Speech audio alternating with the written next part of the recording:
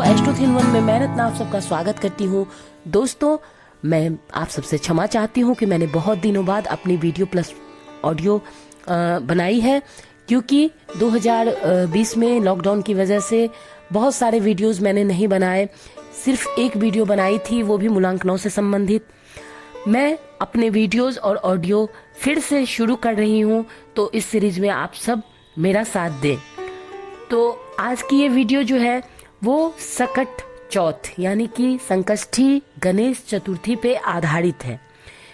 मेरे video plus audio को सुनने और देखने से पहले प्लीज मेरे चैनल को लाइक सब्सक्राइब करना ना भूलिए और बगल में दिए गए बेल आइकन को दबाना तो बिल्कुल भी ना भूलिए।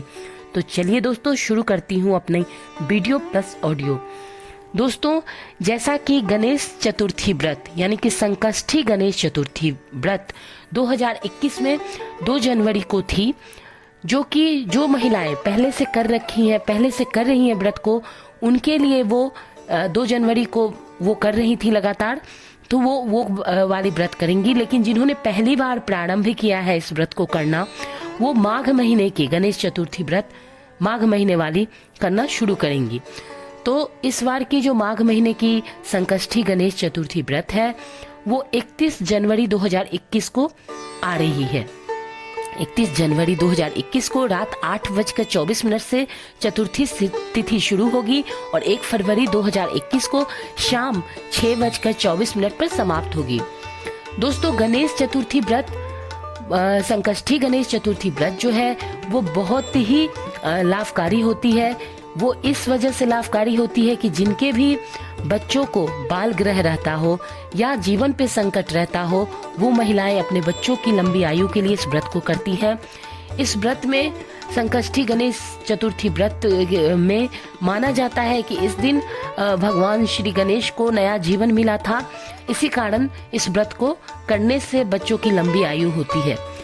कुंडली में अष्टम भाव जो कि मृत्यु का स्थान होता है, या बाल ग्रह का स्थान भी अष्टम भाव से ही हम देखते हैं, वहां पर किसी भी तरह का अगर वो पीड़ित है या मृत्यु के जो भाव हैं उनके जो ग्रह हैं वो पीड़ित हैं, तो आप इस संकष्टी गणेश चतुर्थी का व्रत करें। इससे आपको निश्चित ही लाभ प्राप्त होगा और आप देखेंगे कि जीवन में बच्चे जो हैं वो बहुत आगे उन्नति की तरफ जा रहे हैं। अगर कुंडली में कभी भी बुध पीड़ित हो या बुध अस्त हो या फिर बुध नीच में हो, तो आप इस व्रत को करने से बहुत सारे लाभ पाएंगे।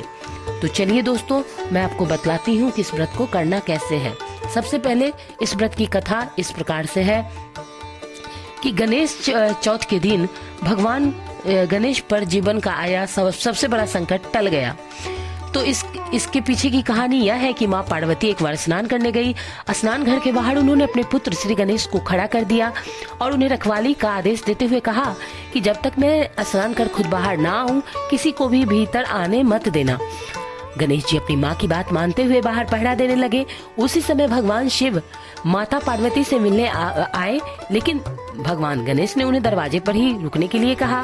भगवान शिव इस बात से बेहद आहत हो गए और अपमानित महसूस किया। उन्होंने श्री गणेश भगवान पर त्रिशूल का वार किया और उनकी गर्दन को काटकर दूर जाके गिरा दिया। स्नान घर के बाहर शोरगुल सुनकर जब माता पार्वती आई तो वो विलाप करने लगी। उन्होंने कहा कि कैसे भी करके मेरे बच्चे को जिंदा कर दीजिए। यह देखकर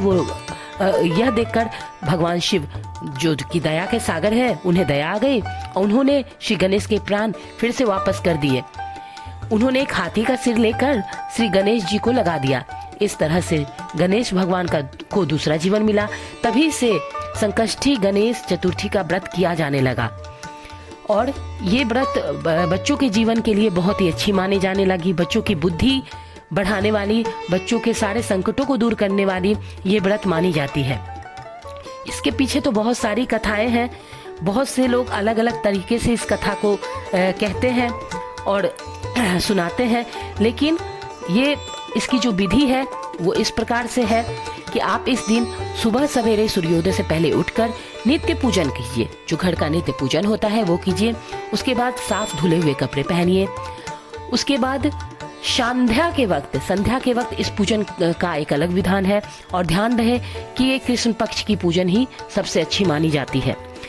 ये साल में 13 व्रत होती हैं, 13 व्रत होती हैं। ये गणेश संकष्टी गणेश चतुर्थी की 13 व्रत की जाती हैं।